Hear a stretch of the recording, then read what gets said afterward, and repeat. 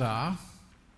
And it's interesting as you follow the themes and the twists and the characters, and you come to a conclusion, you think the butler did it, or no, it was the maid did it, or somebody else did it. And then you think you have it all figured out, then it has a twist and a turn that you were just not expecting. And so it keeps you intrigued.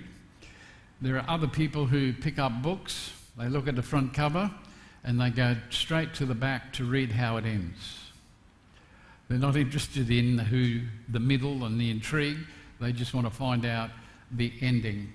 But here in our study of Esther, we have seen the elaborate planning, the plotting, the scheming of Haman and his attempts to eradicate all the Jews from the Persian Empire. We have seen how he sold his plan to Xerxes, who fell for it, and we also know that he got it put into law so that it can never be rescinded, so everything is going exactly to plan. He's been given advice from his friends and family, and particularly his wife, to have gallows built so that he could get rid of Mordecai, the one man, just the one man, who wouldn't bow down and recognize him. But little does he know, even though everything he's taking, the elaborate steps to make sure that his plans succeed, he's not aware of some turns and twists, and he hasn't seen them coming. And actually we don't either. But there's going to be some big changes for Haman, and he has no idea as he starts his day today how things are about to, if you like, go up in smoke, along with all his dreams and ambitions. We know Esther had taken a step of faith. She'd gone to the king unannounced, and the king and Haman responded to her wish to attend a banquet she'd prepared for them. She didn't disclose what was bothering her at this first one, but she invited them both, Haman and her husband, to come back for a second banquet the next day. And we looked last week, maybe she was taking some time to prepare herself, how she dealt with Haman in front of her husband and his treasury. But every one of these characters in this narrative, God has set in motion a set of events that would affect them all. They had little understanding about how it was all coming together, but there was God putting this piece of the puzzle and using the situations and the people's character to bring about his purpose and plan. And it would transform the lives of the people involved, and particularly Haman. He never saw what was coming. First of all, we go to a paramount discovery. Now, Xerxes was a man given to his passions. He loved his temper tantrums. They were legendary throughout his kingdom. But so was his desire for approval and recognition by his subjects. So in the Persian Empire, maintaining appearances was important if you wanted to go forward and you wanted to take the nation with you. And the Persians were good at record keeping. They took records of every event that transpired in their history, and often it was given rewards to those people in the kingdom for their service and good deeds to the kingdom. Now, Mordecai had been instrumental in saving the king's life from assassination from his two personal bodyguards. He was noted in the king's record, but nothing had been done to recognise Mordecai for what he'd done. Now, there are a number of reasons and possibilities, but maybe the workload of the king had been too much. Maybe the officials had been distracted, and so they hadn't reminded the king, hey, we haven't fixed up Mordecai for his service. But I think it's safe to say God had his hand in this factor as well. He was going to reveal it at the right time. And so he would bring to the attention of the king this very distraction, this overlooked reward at this particular time, and it would impact Haman in a big way. We see the agitation. That same night, the king couldn't sleep, so he gave an order for the daily court record to be brought in and read to him. Now, we see the same night, after the banquet, he couldn't sleep. So he gave the order for the daily records to be brought and read to him.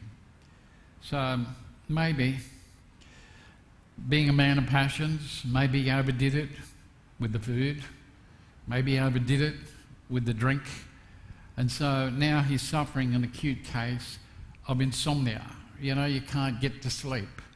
Things are happening. Now, that's the medical diagnosis. And I would say Xerxes often suffered some form of insomnia due to the stress of him just being the king.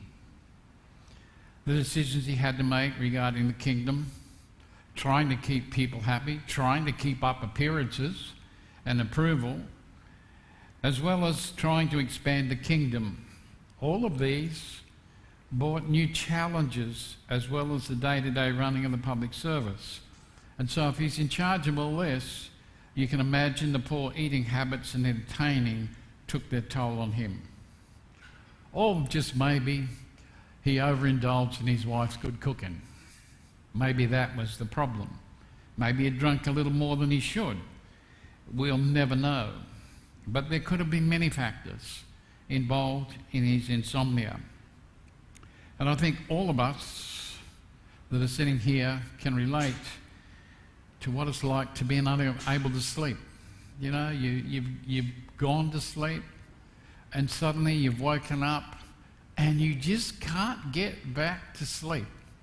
No matter, you remember all the remedies, listen to the music, have a hot shower, take a magnesium tablet, take a glass of warm milk, count the sheep, count the wolves, do whatever it takes, and none of it works. Well, and even remember this, even the moon can be factors that influence us. Did you know that? How often it's hard for people to sleep when there's a full moon? And experts tell us that the tide has something to do that affects people when the full moon is out. I'm not talking about turning into werewolves or vampires or any of that sort of thing, but it certainly does affect the body in its ability to sleep. So it's very hard when your body clock is out of sync, because your mind is a powerful thing and it starts to take over. And when you do doze, you feel as though when you wake up the next morning, you've been run over by a truck and you wonder, did I go to sleep at all? There's feelings that we can normally relate to. Well, this is Xerxes. The question is, what do you do about it? As I've said, many remedies, some work, some don't. But get this, our text says, what did Xerxes do? He called for the chronicles. These would be the same as Hansard reports of Parliament. They're about that thick.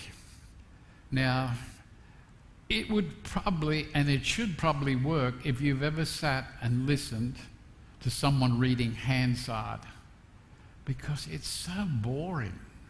It would put you to sleep. And here he is calling for the chronicles to be read to him. And so maybe he thought, if I hear this enough, listen to the monotone voices, then that surely will put me to sleep. Maybe it was a common thing that he did, to call the court officials to read to him of a night. But this night, it was no accident. He couldn't sleep. And what he was about to hear would draw his attention to an unfinished matter. that required him to do something to recognize a person he was indebted to. And so, you know, when it's in the back of your mind that you've forgotten that you should have done something, and when you, I remember now. Here is an I remember now moment for Xerxes, because he realised, I should have done something about this ages ago. This man saved my life, and what have I done? Nothing. So it would have made him more agitated about his inability and his forgetfulness to reward this man. We see the agenda. It was found recorded that Mordecai had warned the king about Bigthana and Teresh, two of the king's officers who guarded the doorway, who had planned to kill him. So it would have been a shock to him as he listened to the court officials reading and reminding him, yes, I haven't done anything. Now, I understand that Xerxes may have forgotten, but God certainly hadn't. And maybe Mordecai may have wondered why he hadn't received any recognition from the king. But you see, God was working out a greater plan and a greater reward that it would exceed anything that Mordecai had expected as a reward. Now, some people might think the king suffering insomnia this night was just a coincidence, but it's more than just a coincidence. Remember, Haman had called his friends together to tell them how good he was, and then to tell them the problem he was having with Mordecai. And what advice did they give him, particularly his wife? She told him, build the gallows. Then in the morning, go to the king. Request that Mordecai be hanged on the gallows that you built. And remember, he thought that was a good idea. Probably went to bed thinking, my problems are over. Probably felt he was confident enough in his ability to convince the king that this was something that needed to be done. But there's no coincidence, there's no luck, there's no random chance here at work, because God was at work.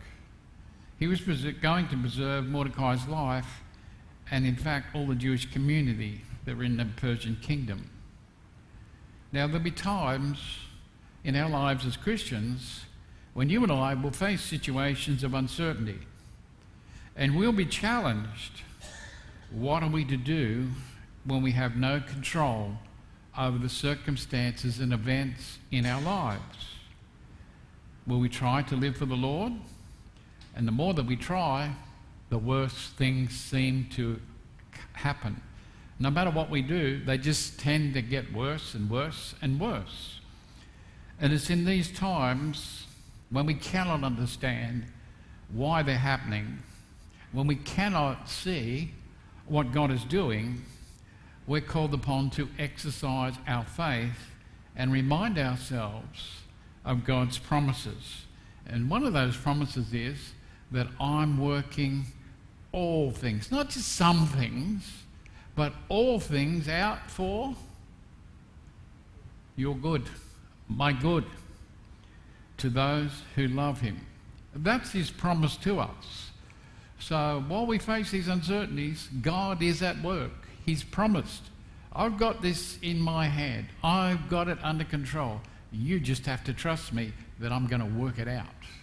Maybe not the way you want it, but I'm going to work it out nonetheless. So the things that happen to us are not by chance or by luck. Here God is pulling the strings. He's putting the right people in the right places. He's bringing the right events into our lives. And we are held safe and secure in his hands because we know, we can trust that he knows what he's doing and why he's doing what he does to us. We might not like it, we might not see the big picture yet, but we know that God is at work. The prevailing decision, I have no doubts that Xerxes would have a very interesting conversation with these public servant officials, even though it was late at night, likely the early hours of the morning, when they read about Mordecai's lack of recognition.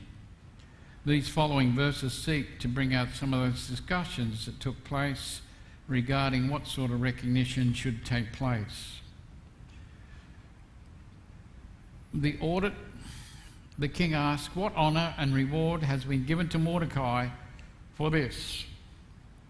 Now, it would have troubled the king that he hadn't been on top of these things. As he listened to the account, he says, "What have we done to recognise the actions of this man and his service? It's been recorded, but why hasn't he been rewarded?" Now, I like it here that he doesn't take personal responsibility for taking care of this recognition. He's just asking, what have we done about it? In other words, have any of you guys done anything yet? You're my officials. You are the keeper of the records. Have we done anything about this? And if not, why haven't we done anything to formally recognise this man? And he was given the reply, "We haven't done anything."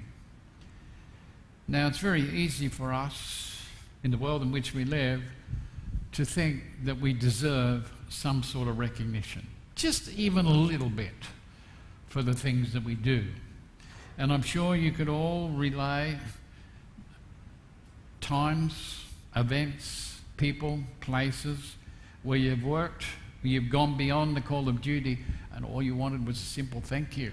That's all it would have sufficed. And what did you get? Nothing.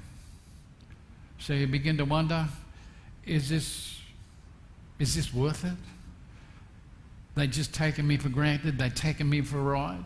That is something that you and I relate to. It seems to be done in many cultures in our world. And Mordecai was a man who served the Lord in his community. And here he is, his deeds were overlooked for the moment. Often our world and our culture offers very little by way of recognition for those who serve the Lord. You know, when was the last time that you saw a Christian person, a worker, a community person who was an avid, out-and-out Christian for the Lord, receiving rewards and accolades for what they've done? Usually you'll find it's other people doing service industry receive the records or recognition, and you've done much more, and you think, really? And that's why it happens in our world. But we have a God who doesn't forget. There are things that we do that go unnoticed, but they're not unnoticed by the Lord. And the things we do to honour him, we do not to bring fame and fortune upon ourselves. We are his witnesses to serve him, and that's our privilege. And we understand and know that our reward will come at some time in the future. But it's a challenge for us. Sometimes we don't get what we think we deserve. Others do instead. There's the acknowledgement here in these verses. The king's personal servants answered, "Nothing's been done for Mordecai." You see, they're very quick to acknowledge nothing's been done. Maybe they're fearful, knowing that it's possible for the king to be in a mood where he chucks a tantrum because he knows, well, why hasn't this been done? I expect it to be done. And, you know, and I guess it would grate on the king to be held indebted to somebody who'd saved his life. So they were very quick to acknowledge this mistake, and it needed to be rectified. It's a lesson and challenge for us in everyday living, in everything we do. We're challenged to be gracious and show kindness without any thought of reward. That's not what we do it for. If we do get rewarded, it's a bonus, but it's not an expectation. We serve and honour the Lord for all he has done for us. The animosity. The king said, "Who is in the courtyard?" Now Haman had just entered the outer court of the king's palace. He had come to ask the king about hanging Mordecai on the platform he had prepared. The king's personal servant said, "Haman is standing in the courtyard." The king said, "Bring him in." Now this is where the plot starts to thicken for Haman. He was in a very happy mood as he sets out on this brand new day. He had carefully prepared his plan of action. He considered how he would approach the king regarding the execution of Mordecai. But he had no idea that his day was going to become worse than what he ever expected. He never saw the twist. He had carefully planned for everything else, but he failed to conceive any other possible twist. The best laid plans of mice and men suggest that we truly have no control over our lives, despite how hard we try to control through planning. It's saying that no matter how well prepared you may feel, your plans may still fall apart due to circumstances outside of your control. Often said, man proposes, but God disposes. And it's a very true fact. When you think about the circumstances, what if Xerxes had been able to sleep that particular night? What if he'd been able to go to sleep? Then he would have remained blissfully ignorant of Mordecai's deed, and he would have granted Haman's request in the morning to have Mordecai killed. Haman had no honour. He had no hesitation in killing an innocent man, someone who wouldn't comply, bow down and recognise him for who he is. Now, he offered his information not based on evidence, but his drive was a determination to cancel out a person who refused to comply with his demands. In other words, you know, history has a habit of repeating itself again and again. Today, we have in our culture, if you don't comply, if you don't play the game, you're cancelled. You're cancelled. You don't exist because you won't play the game. Well, here it is, centuries before. So it's not something new. This is something that goes round and around and around again. And this is what he had in mind. Because we have a ruthless enemy who seeks to destroy the lives of believers, or tarnish their reputation, or wreck their character any way he can to silence their witness and their good deeds. So here's the animosity, and it's driving Haman to get what he wants.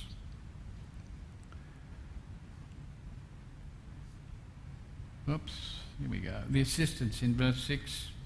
So Haman came in, and the king asked him, what should be done for a man who the king wants very much to honour? And Haman thought to himself, who would the king want to honour more than me? Now, isn't this a humble man? Eh? Isn't this a humble type of public servant? Eh? As someone said, isn't it interesting that cometh the hour, cometh the man? And Haman walks right into the king's court, feeling so confident, so smug with himself and what he was about to request to the king. He didn't even allow himself to consider for 1 second that the king's request to honour someone could be anybody else but him. Not possible. I mean, think about his achievements, his wealth, his standing. It couldn't possibly be anybody else. No one has done what I've done. So I can only imagine when the king asks this request, oh, it's me, his mind and imagination starts thinking, what could I possibly want that would give me the recognition that I think I'm due? So here he's going on. He's not going to hold back. He's going to reward himself with the best that he can. He's so full of himself. He has noted that the king is discussing the records with his official. He understands he's been invited to a private banquet with the king and the queen, and he believes that they're looking for a way to honour him because they're going to ask him to come back again. So he thinks, I've got it. But he had no way of knowing that the reward was to honour Mordecai. He's too busy singing his own praises to pay attention to what the king said. All he could see was a bright future for himself and his family. It would be a great opportunity to push and promote his agenda even further, and that would satisfy his pride and self-indulgence. So life was good. Things were on the up and up. We have the personal desire in verses 7 through 9. And this comes from a preoccupation of selfishness and needs that must be satisfied. Carl Rogers, a humanist, believed that people behave the way they do because of how they see situations. We all aspire to be the best we can be and do whatever it takes to reach our potential, whatever that may be. Going further, I want to quote a well-known psychologist and his thoughts on the ego, because we're all familiar with ego. But Sigmund Freud believed that the ID, the ego, and the superego are all elements that are combined to create the complex behaviour of human beings. So did you know you had 3 essential elements in your person as a human being? You have an ID, you have an ego, and you have a superego. Now you'll be saying, what is the ID? The ID embodies our most primal urges, such as the desire for sex or food. The ID seeks immediate satisfaction for our wants and needs. When these wants or needs don't get met, a person can become angry, anxious, or tense. So it's looking at the base instincts that drive us as human beings. The ego operates striving to satisfy the desires of the ID in socially accepted ways. Whereas the ID feels tension when wants or needs are not met immediately, the ego knows that gratification must sometimes be delayed. The superego is comprised of 2 parts, the ego ideal and the conscience. The superego concerns itself with morality and judgments about right and wrong. The ego ideal is the person we want to become. The conscience is composed of rules for behaviour. When we perform actions that conform to the ego ideal, we feel proud of our accomplishments.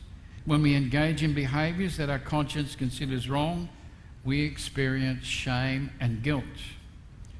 The dictionary definition is an exaggerated sense of self-importance or conceit, pride in oneself, and what it says is basically you've got a big ego.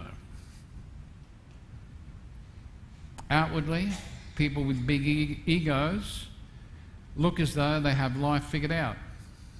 They know what they want and they go for it. They don't care what other people say or think. The reality is that even people with super egos, when you scratch just below the surface, you often will see they're confronted by their own anxieties and insecurities. Because of their egos and self-importance, they see their problems as bigger than anybody else's. In these verses, we find that Haman's ego knew no boundaries. None whatsoever. And he let his imagination take over and he goes for broke, thinking he's going to be the recipient of this honour. So what does he answer? So he answered the king, "This is what you could do for the man you want very much to honour." So sure it's him. He wasn't content to find out if there's any further information. He just blurts out what would be ideal for a person who wants to be honoured. In other words, He's thinking, I want people to see how important I am, to see the honour and prestige that the king has given me. I want people to bow and scrape in my presence. I want people to know just how important I am to the Persian kingdom. You notice he wasn't prepared to get any ideas. He didn't ask, well, what do you others think? No, it was all about what he wanted and he thought he was going to get. So he starts with the appearance in verse 8. Have the servants bring a royal robe that the king himself has worn. Also bring a horse with a royal crown on its head, a horse that the king himself has ridden. Now talk about having a big ego and satisfying it. Look at what he suggests. Take some of the king's majestic robes and put them on this man. Then put the king's crown on his head. Then lead him around on one of the king's horses that the king himself has ridden. So you see how his imagination is going? He pictured himself being the man. What it's revealing is his ambitions. He wanted to be the king. That's what he really wanted. He wanted the clothes, the reputation, the honour, the prestige, the authority that comes from being number one in the kingdom. And he wants everyone to know he's arrived. And today, in our culture, we have exactly the same. People keeping up appearances. They want to be known as somebody. They seek it through the clothes they wear, the wealth they accumulate, the positions of authority they have. And they're saying, look at me, look at what I have, look at what I've done. I am somebody. Wow. This success, though, it's only temporary. It comes and it goes just as quickly as they can. But you know what? You can never buy eternal life. You can never buy a home in heaven. As a believer, I might not wear fine clothes of royalty that many in power do. But you know what? I'm satisfied to be clothed in the righteousness of Jesus Christ. I know my ticket to heaven has been paid in full. And I'm a joint heir with Christ, and that's far better than anything that the world can offer. So many are reaching for the world's possessions, authority, and position. And this was Haman. He wanted it all. The approval. Let the robe and the horse be given to one of the king's most important men. Let the servants put the robe on the man the king wants to honour. Let them lead him on a horse through the city streets. As they are leading him, let them announce, this is what is done for the man whom the king wants to honour. So he wasn't satisfied.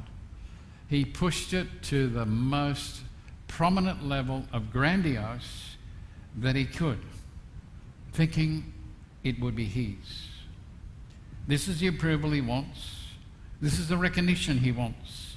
The honour is within his grasp. He'll be paraded through the streets of Persia in all his finery. As far as he was concerned, this day is getting better and better every moment. He didn't even remember to hit the king with his proposal. I want Mordecai killed. He'd forgotten that. That's the reason why he came. Here he is. Oh, I'm going to be honoured. I'm going to get the recognition. I don't care about Mordecai right now. It didn't matter him. He'd already been honoured by the king. He was the second most powerful man in the kingdom. But he wanted the whole world to see him, to bow before him, because to him, this is what success looks like. This is what happens when you climb to the top of the tree. Everyone sings your praises. They bow, they scrape when they come into your presence. This is what he desired. This is what he wanted. Yet as believers, this is not our objective. We're not here seeking fame and fortune, honour or glory from the world. It's not the accolades we want to hear. What we want is the approval of our Saviour who says, well done, thou good and faithful servant, enter into the joy of your Lord. That's what we want to hear. Now, just as Mordecai's name had been inked in the king's chronicle of events, so the believer's name is inked in the Lamb's Book of Life. We have a personal relationship with the King of Kings, and one day the whole world will bow and acknowledge him as King over all creation. Life can be difficult at times, but we can be assured that God is in control. We're secure in his hand, no matter the circumstances. And you know, life has its twists, its turns, its plots, but God is in control of our journey through life, and we can trust him. As we're going to find out, and as Haman finds out next week, he didn't get the honour he deserved, and we're going to see what he did. But yes, you'll have to come next week and find out. But you can read the plot yourself. It's there. You can find out. If you can't wait,